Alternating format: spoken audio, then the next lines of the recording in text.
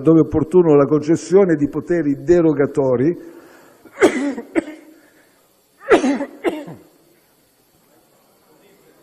senza che ciò faccia venir meno i controlli più rigorosi. Scusate.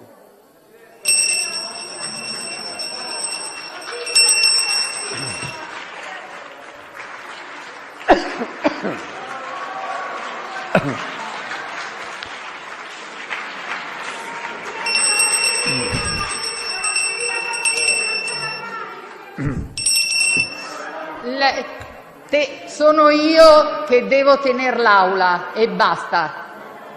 D'accordo? Dicevo, valutando le concessioni di poteri derogatori, senza che ciò faccia venir meno i controlli più rigorosi. Scusate.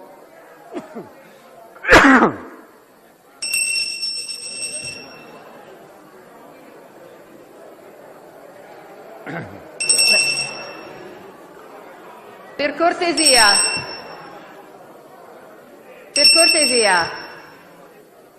un po' di silenzio. Che assicurino piena trasparenza, tengano Scusi Presidente, prego. Che assicurino piena trasparenza, tengano lontani gli appetiti delle infiltrazioni criminali.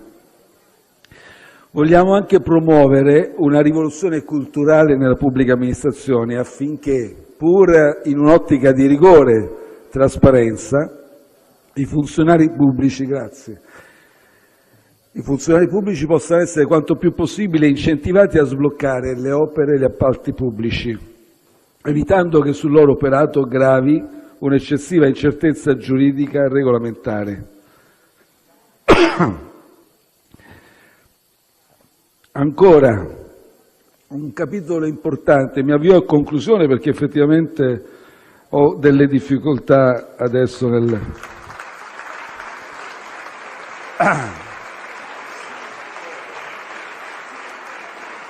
È un...